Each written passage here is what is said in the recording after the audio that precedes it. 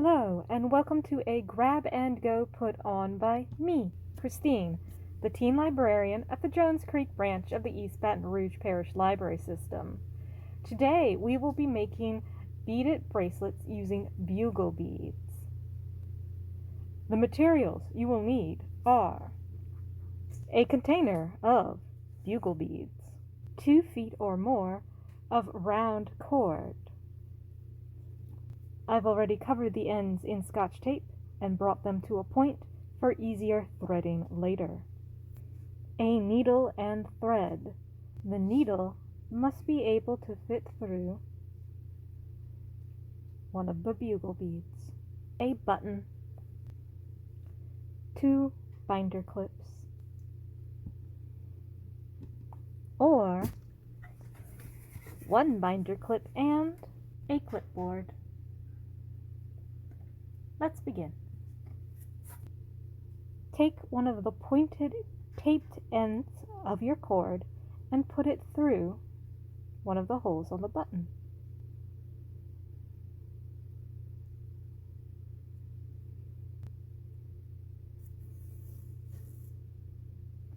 Then go through the other hole.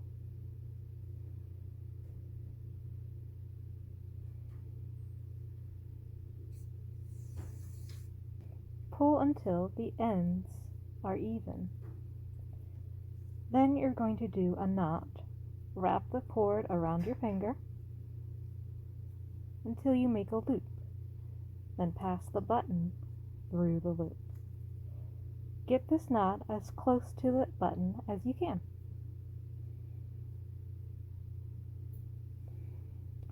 Like this. Then you need to clamp your work to something. I'm going to use a clipboard, but you can use the first of your binder clips to attach it to something clipboard-like you have at home. I'm going to put the button underneath the clip.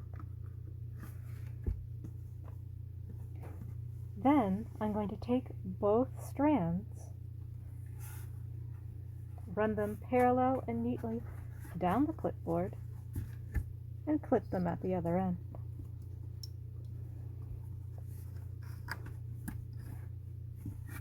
Like this. Now we have our needle and thread. We've run the thread through the needle and tied a knot at the far end. I'm going to now take my needle and stitch it through the knot at the beginning.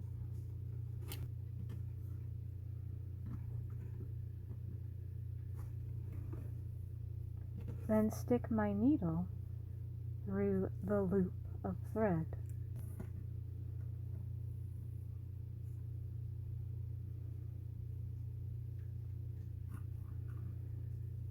I'll pull it tight till the thread is right there at the top and fastened in place. Now it's time to get out the bugle beads. I picked up and threaded one bugle bead on. It needs to be between the 2 cords. I'm going to bring my needle underneath both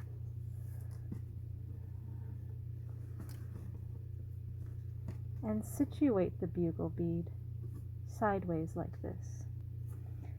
The higher you can get it and the closer to the knot, the better it will be, but you'll find a point at which it won't want to go horizontal anymore. So I'll stop just before that.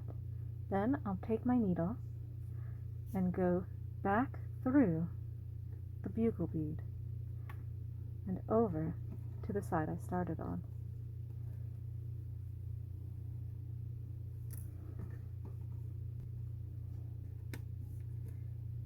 Now it's time for another bead.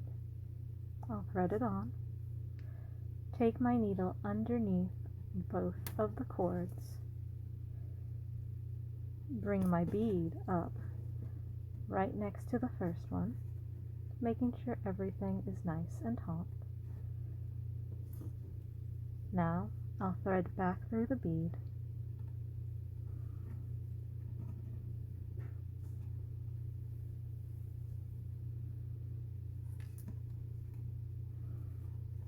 which brings my thread over the left-hand side. This is the motion you'll continue for the rest of your beads. Thread a bead on.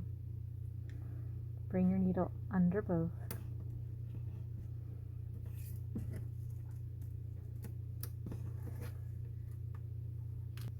Leave your bead in the middle.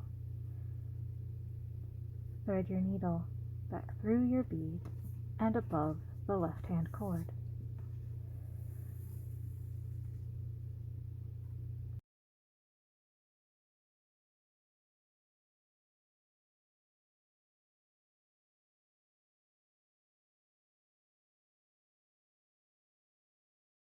Alright, I've done about 2 inches and my thread is running short. I'm going to go back through and complete this last bead, and then I'm going to cut the thread off the needle here, thread the new needle, and tie the new threads to the old, I think.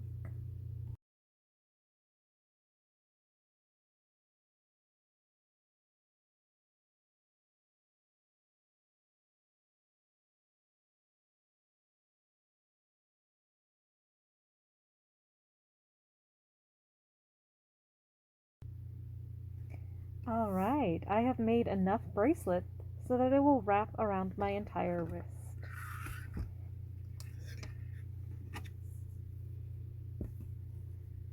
As you see. So I am going to take the ends of my thread. I've already taken the needle off the end, and tie it one final time around one side of the cord.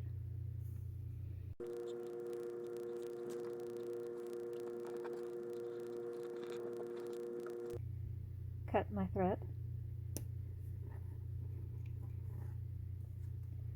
and now we're going to make a sort of buttonhole to fasten the button through on this side.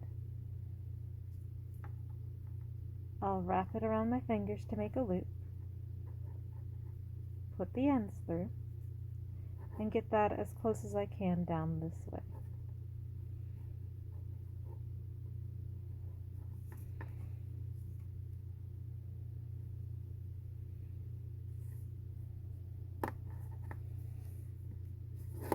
Then I need to leave a space big enough for the button to go through and make another knot here.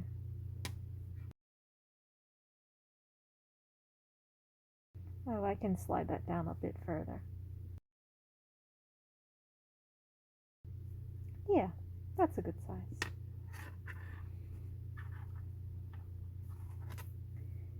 You have 2 options for what to do over here.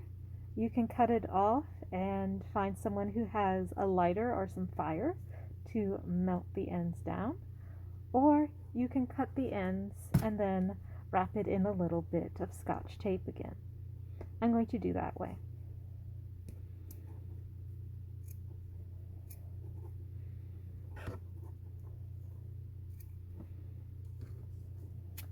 As you can see, otherwise, you'll get a lot of fraying. Maybe I like the fraying. It's kind of cute. Yeah, let's keep that.